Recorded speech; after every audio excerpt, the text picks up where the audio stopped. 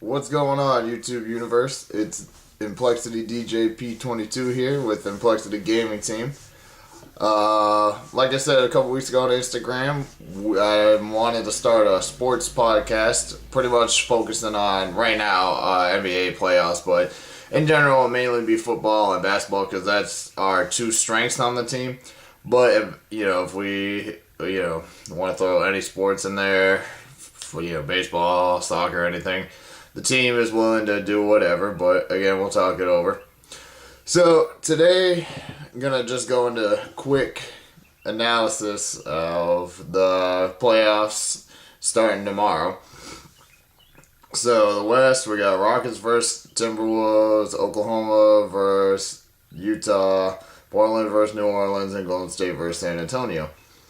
Now, the Rockets Timberwolves series, it's either, obviously it can go either way, but it's either going to go one or two ways. The Timberwolves will probably win one or two games, but overall the Rockets could end up sweeping the series. So we'll see. James Harden, again, sometimes has issues showing up in playoffs. So we'll see how this goes, but he looks locked in this year. They got Chris Paul. Losing in Bahamute to that dislocated shoulder is a bigger hit, but it's not a biggest hit if he can come back by the second round if and when they get to it. So after that, we got Oklahoma and Utah. That one's more of a toss-up series because, again, Oklahoma's got Paul George, Carmelo Anthony, and Russell Westbrook, three big-name players, but Utah's got up-and-coming talent. Rudy Gobert just keeps getting better on the defensive end and offensive end. They got Donovan Mitchell, who was a surprise to everybody. And then, they got role players like Joe Ingles, Derek Favors, Ricky Rubio's doing a lot better, so that was a good move from Minnesota to Utah for him. Utah's got an okay bench. I think that's where the Thunder kind of slipped. They got Patrick Patterson, but their bench is Jeremy Grant's an amazing athlete, but again, so that one probably a 6-game series, but I'll go in favor of Oklahoma. Again, this is all opinionated, so you guys, if you think I'm wrong, opinions. So next we got Portland and New Orleans. That one's going to be, I think, the sleeper series of the playoffs in the West.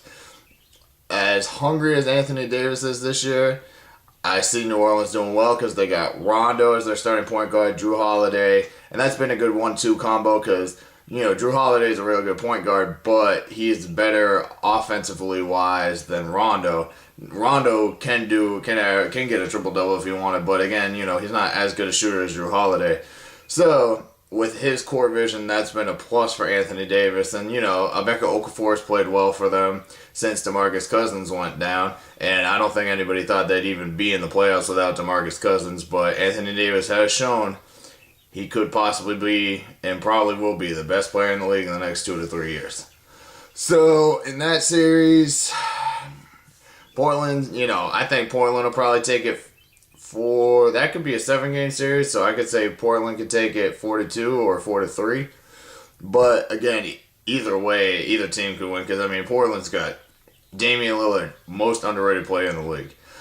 CJ McCollum, very improved even since last year. Nurkic helped them a lot offensively, pretty well, but defensively he's been really good. And you got Al-Farouq Amino, Ed Davis, a monster rebounder. You got Evan Turner, who's a floor general and can help you get some quick points and tempo at the floor. So, Portland's got its strengths. New Orleans has its strengths. Both teams are pretty decent defensively, so we'll see how it goes. But, again, I'm calling Portland 4-3. Golden State, San Antonio. Now, the way Golden State's been playing, has hit a rough patch. They don't look like the best team anymore. But at the same time, they're still Golden State. Steph may miss the first round, but I think KD, Clay, Draymond, Iguodala, let's see. Jordan Bell is a good pickup for them from Chicago at the beginning of the season. He's done well. So overall, the way San Antonio's been playing it, if Kawhi doesn't come back, I don't see San Antonio winning the series because they've just been so up and down this year. And especially LaMarcus Aldridge has done better on the Spurs this year than he has the first 2 years. But again, it's proven in Portland, he's not much of a team go-to guy. He can score you the points and everything, but he's just not that big up they need. And plus, you have an aging Tony Parker and aging Manu Ginobili, who Manu is actually doing pretty decent compared to last year at this time, so he's doing better. But, you still got Patty Mills, got all those boys. So we'll see how that series goes. But I'll take Golden State probably 4-1, if not 4-2. All right. So now in the East, we got Toronto versus Washington, Cleveland versus Indiana, Philadelphia versus Miami, and Boston versus Milwaukee. So Toronto versus Washington. The way Toronto's playing this year, it puts into perspective. I don't think they'll play the same way they have in the playoffs before. I think Kyle Lowry should show up this time, but that first series will just set the tone for their playoff run, I think. If Kyle Lowry can play well, if DeMar DeRozan keeps playing at the level he plays at, you get Ibaka, if Valanciunas steps up, it's just overall, if their whole team keeps playing the way they have, their bench has been probably the best bench, if not one of the best benches all year. So if they play like that, they can more than likely beat Washington for sure. So I'm saying, even with, Bradley Beal's balled out this year without John Wall for a majority of the season, a good part of the season. John Wall's been doing good since he came back. Otto Porter Jr. is still just a role player. He's off and on, but he's not bad. Kelly Oubre out the bench for them. That's been a help. Gortat's still, a monster down low. He's an impactful player, but he's not their be-all, end-all.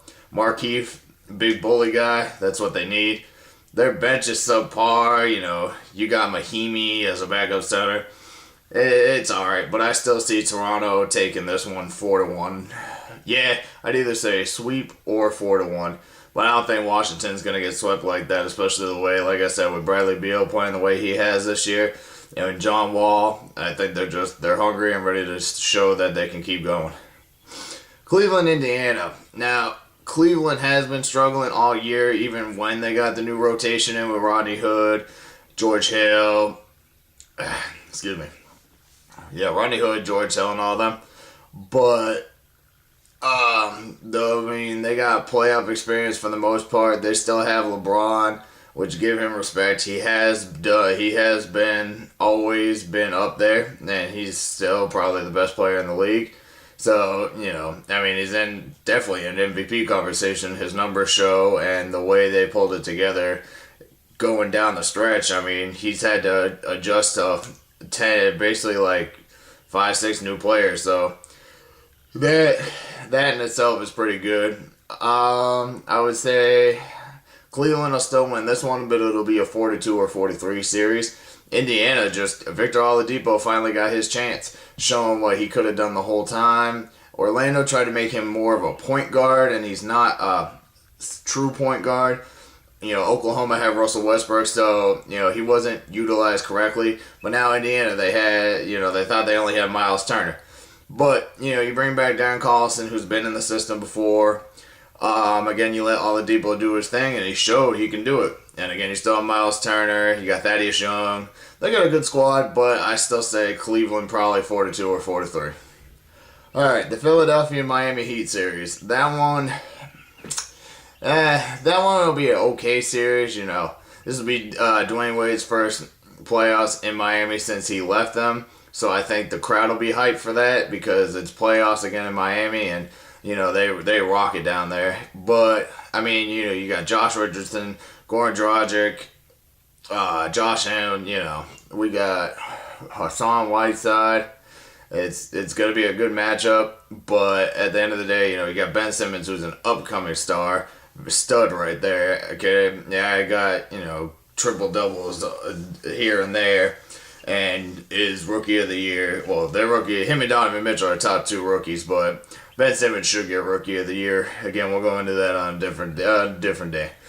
But, you got Ben Simmons, you got J.J. Redick off for the 3, you got Robert Covington, good role player. That's why they signed him so much. You got Holmes coming off the bench. You just got some role players. T.J. McConnell, Saric is underrated. He's doing well. And then if they get Embiid for the first round, I see Philadelphia doing it 4-1, 4-2.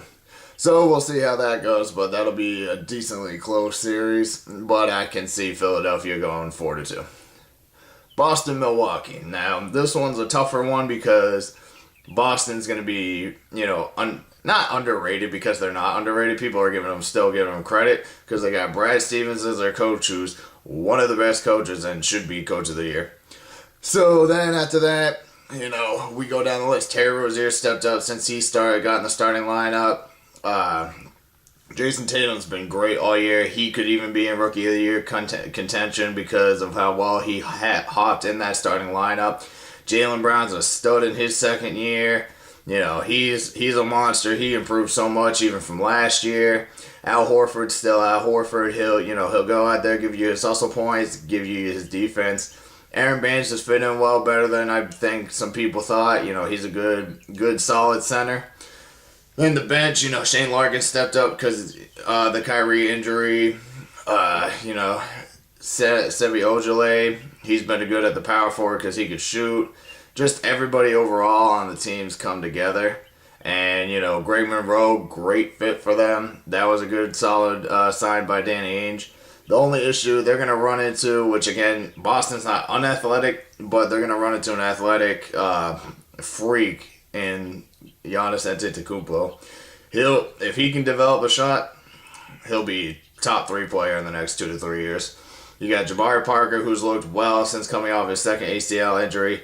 You got Chris Middleton, who's looked amazing this year. You got John Henson. You got all those guys. You got Eric Bledsoe as their starting point guard. And, they've hit some bumps. They probably should have been better, but with the athleticism and, Malcolm Brogdon, too, it's just... They're a young athletic team on the rise. Again, they could have done better, but they still made the playoffs, so it's not a total failure. But I still more of the coaching aspect-wise, I probably give the Celtics the advantage, but it'll still be a 5-6 game series, if not a 7. So realistically, I give Celtics 4-2, if not 4-3. But again, we'll see how this goes. I guess even with my predictions, the Pelicans could end up upsetting the Blazers, and the Pacers could upset the Cavs. So those could be 2 upsets. But again, that's my first round playoff predictions. I'll try to do this weekly as possible, but we'll see how it goes. I'll probably let the first round go by. But again, that's it on this end of the spectrum. So keep an eye out for this video. Go follow the whole gang, Complexity Gaming Team. We got Leatrix, Vision, King, Havoc, Legion, Slays, Spidey, Onyx, Volt. We got new members coming in every now and again. We're on the rise. Just keep a lookout for us. And again, this is just a different side of us on how we're gonna branch out and try something different other than just gaming. But our main thing is gonna be twitching, YouTube videos of our gameplay. So go check out the Complexity Gaming Team. Alright guys, check out the video, subscribe.